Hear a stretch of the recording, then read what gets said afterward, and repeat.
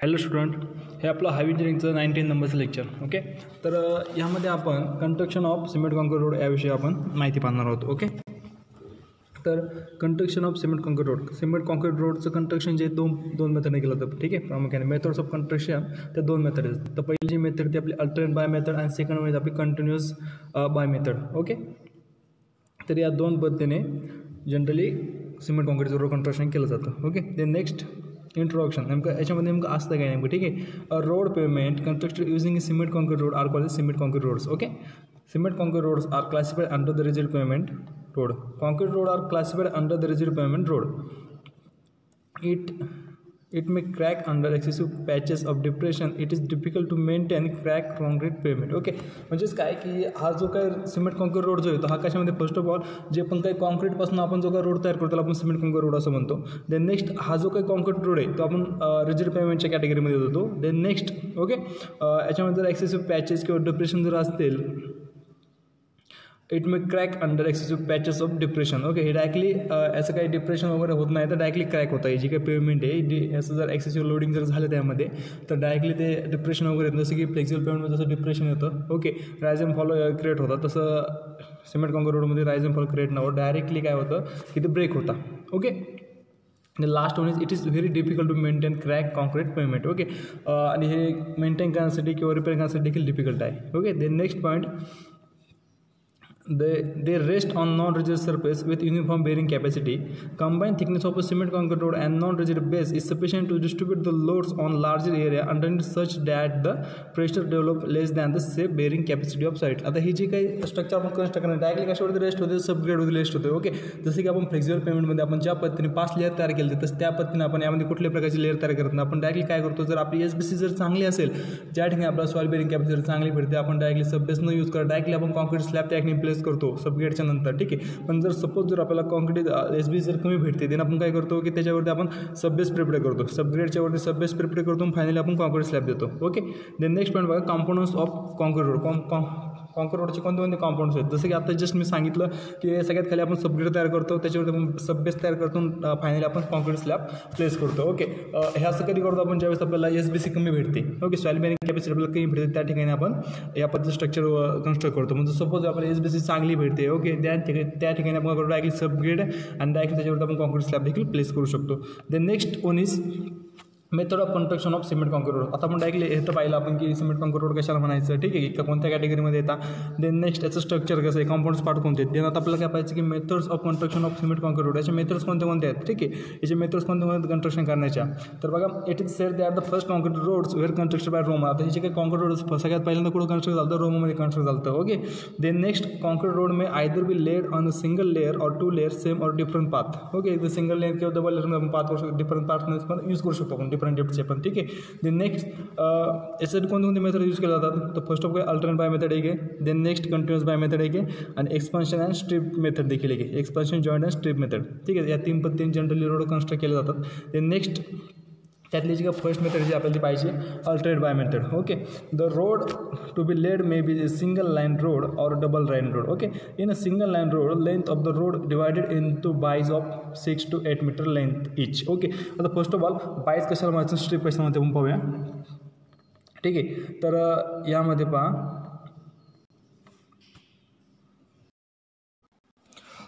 तर first student जर alternate bye मेथडमध्ये जर आपण जर सिंगल लाईन जर रोड असेल देन आपण जसं फिगरमध्ये पाहतोय तर या पद्धतीने आपण काय करतो की स्ट्रिप्स आणि बायज क्रिएट करतो. ओके, जे काही हॉरिझॉन्टल जी काही लेंथ त्याला आपण स्ट्रिप असं म्हणतो आणि हे जे काही आपण व्हर्टिकली जे आपण जे काही कॉलम केले किंवा जे काही आपण ज्या पद्धतीने आपण पार्टिशन केलं त्याला आपण स्ट्रिप असं म्हणतो. ओके, जर वन लाईन जर असेल, वन वे जर आपला रोड असेल देन आपण फर्स्ट फिगरमध्ये जसं त्या पद्धतीने आपण अरेंजमेंट करतो. जर आपलं जर डबल लाईन रोड जर असेल, ओके, जर आपलं डबल लाईन रोड जर असेल तर देन आपण काय करतो की खालच्या फिगरमध्ये जसं दाखवलं त्या पद्धतीने आपण स्ट्रिप्स अँड बायज कन्स्ट्रक्ट करतो. ओके, अरेंजमेंट करतो. देन नेक्स्ट आपण याचं जे कन्स्ट्रक्शन जे केलं जातं किंवा याच्यामध्ये जे काही कॉन्क्रीट पोर केलं ते कसं अल्टरनेटिव्ह केलं जातं. ओके, म्हणजे कसं फर्स्ट ऑफ ऑल जे काही 1 नंबरचं काही स्ट्रिप असतो त्यामध्ये कॉन्क्रीट पोर करायचं, पहिल्यांदा त्याला फिलअप करायचं, देन नंबर 2 ब्लँक सोडायचं, नंबर 3 मध्ये भरायचं. ठीक आहे, या पद्धतीने आपण त्याचं कन्स्ट्रक्शन करतो सिंगल लाईन रोडमध्ये. आणि तसं जर डबल लाईनमध्ये जर म्हटलं आपण तर A डायरेक्ट नंतर B C D ह्या पद्धतीने करतो आपण.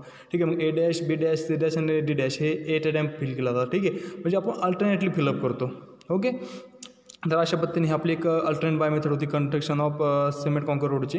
देन नेक्स्ट आपण पाहूया पुढची जी मेथड आहे आपली कंटिन्युअस बाय मेथड. ओके, ठीक आहे. त्या अगोदर पहा की advantages of alternate bay method. आता अल्टरनेट बाय मेथडचे ॲडव्हान्टेज काय आहेत. ओके, तर बघा सगळ्यात पहिला ॲडव्हान्टेज काय आहे. The purpose of this type of construction is that it allows the concrete to set in the previous bay and undergoes initial construction before the immediate bays are construction. Okay, म्हणजेच काय की आपण काय करतो कॉन्क्रीटला set होण्यासाठी time भेटतो तेवढा. ठीक आहे, म्हणजे कसं आपण ऑल्टरनेटली जसं कॉन्क्रीट कॉलम बायस नंबर 1 मध्ये जर आपण कॉन्क्रीट फिलअप केलं देन आपल्याला नंतर आपण 2 ब्लँक सोडून 3 मध्ये आपण फिलअप करतो. ओके, तर म्हणजे काय कॉन्क्रीट 1 मध्ये जर फिलअप केला आपण त्याला सेट व्हायला टाईम भेटतोय. ठीक आहे, त्याला इनिशियल सेटलमेंट व्हायला टाईम भेटतोय.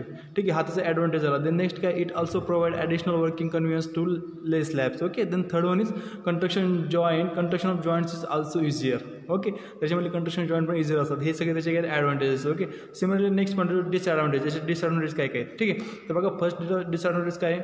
Large number of transfer joint are needed. Okay, आपल्याला ट्रान्सफर जॉईंट जास्त लागतात. ठीक आहे, देन नेक्स्ट काय sub soil may dry while laying intermediate bays. Okay, then next ह्यातली जी काही सब सॉईल आहे ती मे बी ड्राय राहू शकते. ओके, जर आपण इंटरमिजिएट बाय जर हे केलं तर. ठीक आहे, लेईंग इंटरमिजिएट बाय ठेवल्यानंतर आपण जी काही सब सॉईल ड्राय राहते. नंतर हा त्याचा डिसॲडव्हान्टेज. नंतर थर्ड काय disadvantage during rain water may gate collected on the sub grade and cause it uneven settlement. ठीक आहे, आता जे काही आपण कंस्ट्रक्शन जे काही ट्रान्सफर जॉईंट करणार आहे त्याच्यामध्ये जर वॉटर कलेक्ट होऊन आपला जो काही सब ग्रेड आहे त्यामध्ये वॉटर हे होऊ शकतं. ठीक आहे, ऑटोमुळे काय होतं की आपलं अनइवन सेटलमेंट होऊ शकते. ठीक आहे, देन नेक्स्ट पॉईंट काय होतो traffic need to divert because the construction of full width of road is taken simultaneously. म्हणजे जसं आपण फ्लेक्झिबल पेमेंटमध्ये डायरेक्टली सायमल्टेनियसली आपण कंस्ट्रक्शन पण करू शकतो आणि एका साईडने आपण काय करू शकतो की डायरेक्टली आपण ट्रॅफिक पण अलो करू शकतो. पण या ठिकाणी काय लागतं आपल्याला की दोन्ही पण हे जे काय आहेत ठीक आहे त्याची फुल विड्थ ऑफ पेमेंट आपल्याला लागते कंस्ट्रक्शनसाठी. ठीक आहे, हा एक त्याचा डिसॲडव्हान्टेज आहे. देन नेक्स्ट काय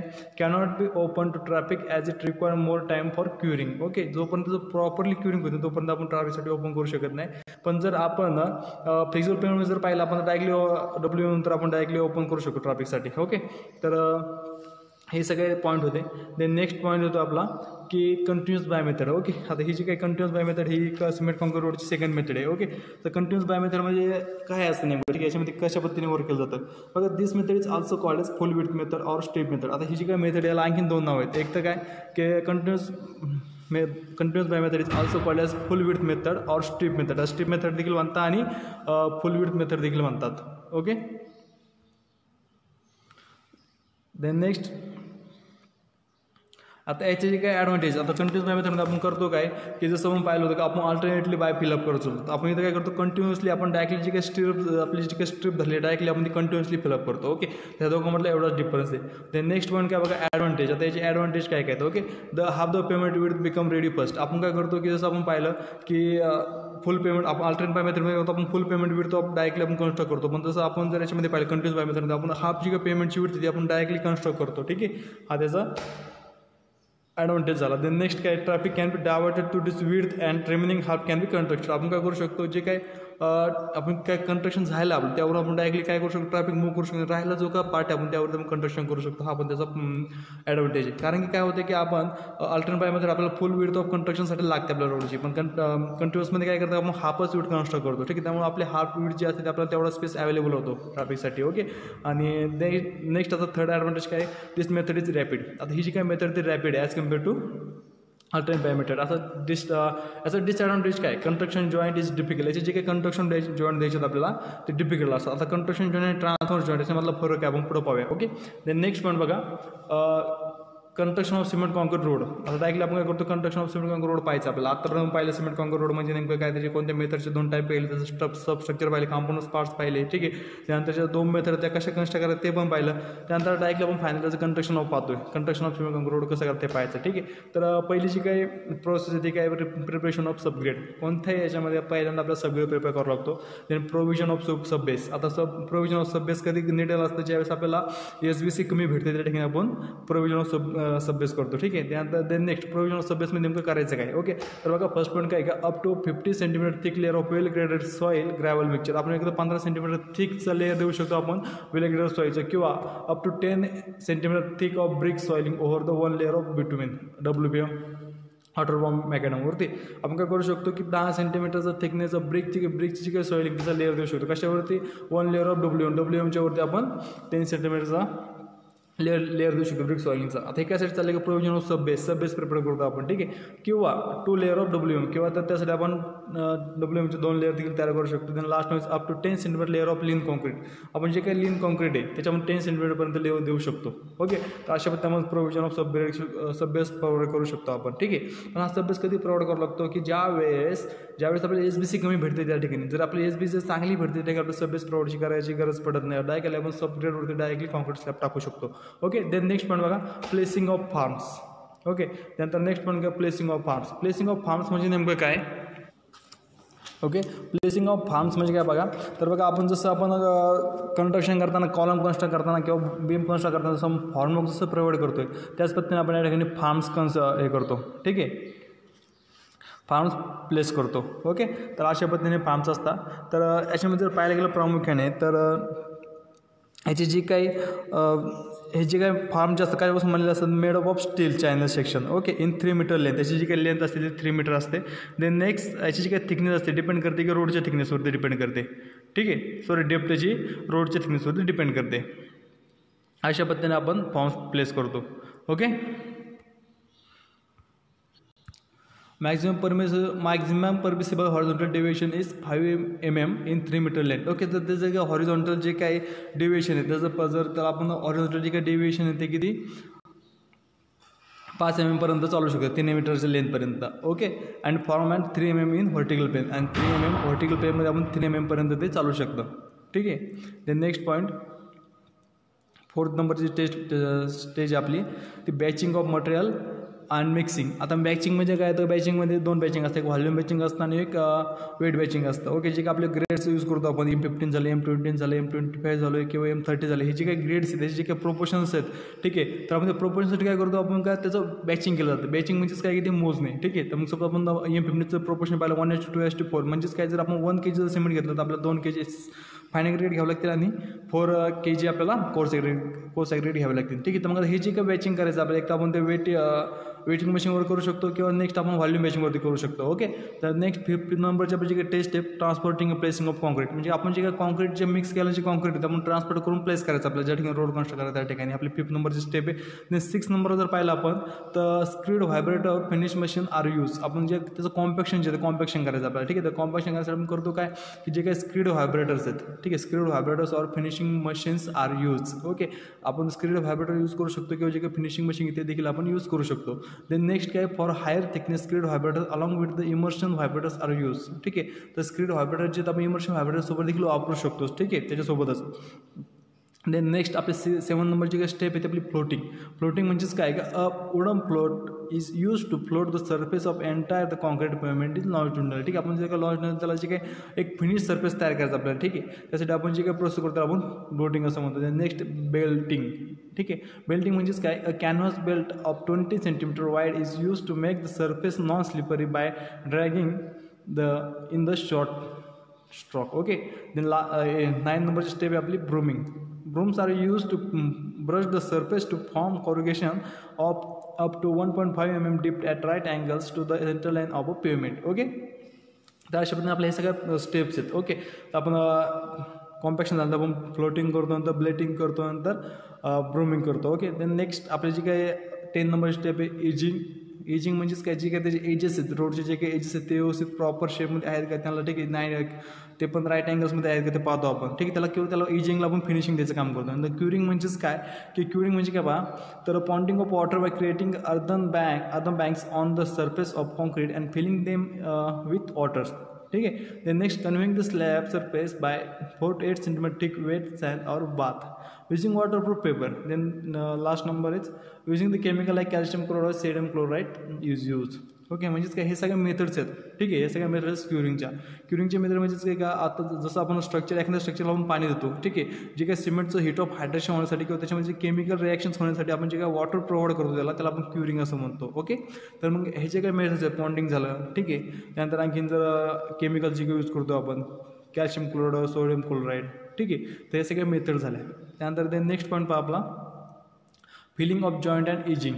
ओके, आता जे काही जॉईंट झालेत आपण अल्टरनेट बाय मेथडने जर केलं तर आपल्याला ट्रान्सफर जॉईंट पाहायला भेटतं मॅक्झिमम. आणि जर आपण त्याला कंटिन्यूस बाय मेथडने जर गेलो तर आपल्याला त्या ठिकाणी लॉस जॉईंट सगळ्यात जास्त पाहायला भेटतात. ठीक आहे, तर मग हे जे काही जॉईंट्स आहेत, ठीक आहे, याचे जॉईंट्स भरायचे आणि इजिंग आपल्याला फिल करायचं. आपलं 11 नंबरची स्टेप आहे. Okay, the surface is clean and washed after the curing. The joint between bays are filled with the sealing compound. Concrete pavement is then protected by bricks edging and shoulders are prepared in continuations. Okay, म्हणजेच काय की आपण curing झाल्यानंतर आपण काय करतो, आपला जो रोड असतो तो वॉश करतो. वॉश केल्यानंतर जे काही बाईज आणि स्ट्रिप याचे म्हणजे काही जॉईंट झाले ते फिलअप करतो सिलिंग कंपाऊंडने. देन आपण ब्रिक इजिंग्स करतो आणि शोल्डर्स आपण तयार करतो. ठीक आहे, नंतर आपले जे 12 नंबरची स्टेप आहे आपली ती ओपनिंग टू ट्रॅफिक. आपल्या नंतर काय करतो आपण, हे जे काही सगळं प्रोसेस झाल्यानंतर आपण आपला जो काय रोड आहे तो आपण ओपनिंग टू ट्रॅफिक करू शकतो. ट्रॅफिकसाठी आपण ओपन करू शकतो. Okay, the road open to traffic after the concrete has tens require strength. जेव्हा तो त्याची कॉन्क्रीट त्याची फुल स्ट्रेंथ अचीव करेल त्यानंतर आपण काय करू शकतो, हा जो का रोड आपण डायरेक्टली ओपन टू ट्रॅफिक करू शकतो. ओके, द नेक्स्ट पॉईंट बघा, joints in concrete road. Okay, आता हा जो का पॉईंट आपण आपल्याला नेक्स्ट लेक्चरमध्ये पाहूया. Okay, thank you.